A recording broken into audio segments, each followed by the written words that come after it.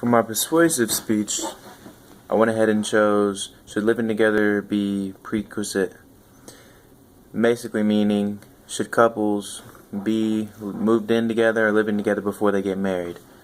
Well, in honesty, in my opinion, I believe that you should, and try to persuade you as to why you should be together before you actually get married, because it's just, overall, it's a complete different life living together with the person that you're plan on spending your time with. And really, when it comes down to it, when you actually move in together, you don't really know how that person is maybe in the morning, or how they do stuff around the house. Like, it's really complicated, because you really don't, you spend time with them all the time, hanging out with them at their house, but you're not there when they wake up usually, when they're eating sometimes, or when they're around family and anything else that has to do with that.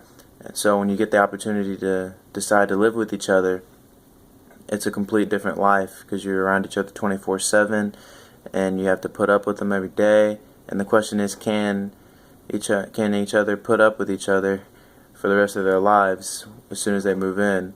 Because there's no point in getting married and not having a living experience before that, because it's just pointless. You can't, and then you'll end up just getting married for no reason and get a divorce within like a couple of weeks.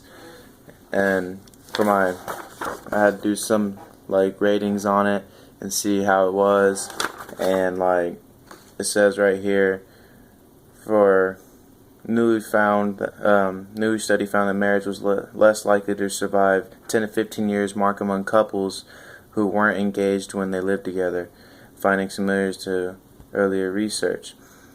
But, and no firm marriage commitment was made while she or her boyfriend was living together, the likelihood of marriage would last 15 years fell to 53%. The numbers are similar for men as well. And it also has the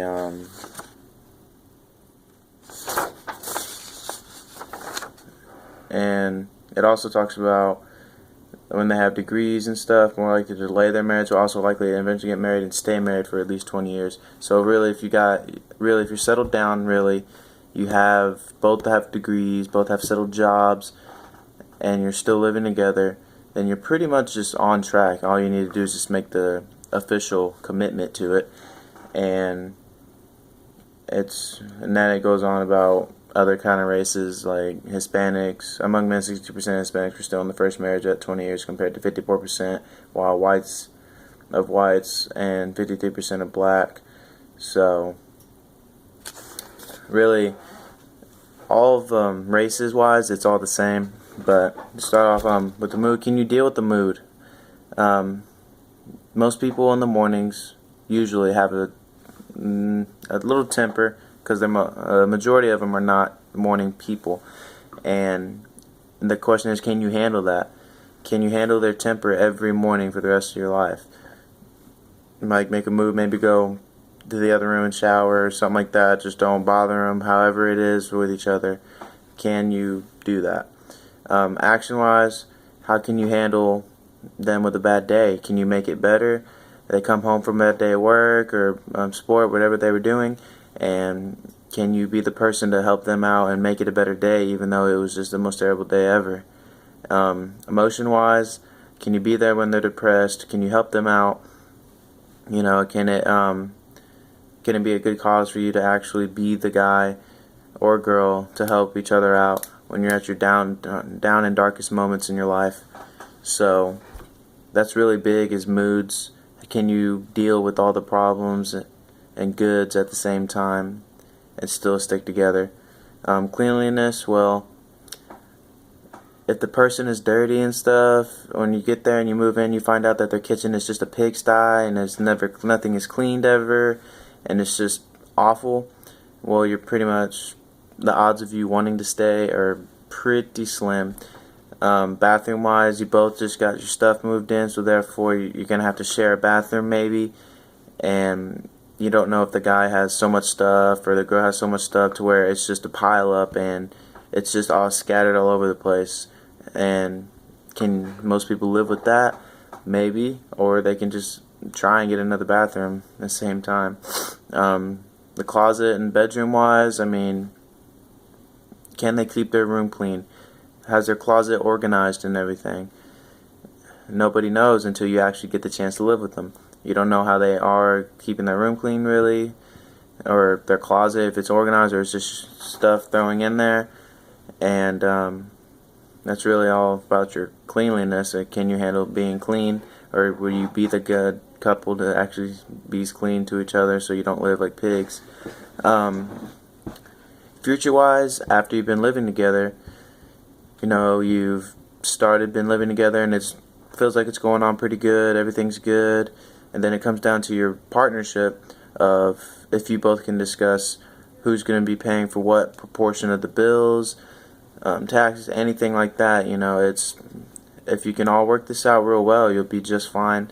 And most people who do get the go ahead and pay half each of the bills or the rent, whatever they're doing, they usually live on to be pretty healthy relationship, married, kids, and everything is just fine. If not, well, most likely disband because you can't come to an agreement on your bills paying. Your compromise, can you have friends over without the other one being upset about it all night? If they stay over all night and they don't like that, then you're pretty much screwed unless you can figure out a way to try and work it out. It all depends. It all comes down to, can you still be with your friends in the future and be able to work out time with them even though you're with someone that you want to spend the rest of your life with, and you really got to fit them in your schedule as well. So really, I strongly believe that living together and learn all the details about living together before you get married is a big thing. It can show you so many different things about the person you're with and how they actually are. And if you can tolerate it, you will be a good couple and live on happily ever after. Or if not, then you're just gonna have to keep searching, maybe just whatever you can do. And like it says, the ratings, living together before is higher than after because they understand what the consequences are and what choices they're making to live with this person. And that's really all I have for my persuasive speech, is to make sure persuading you to live with someone before you marry them. Thank you.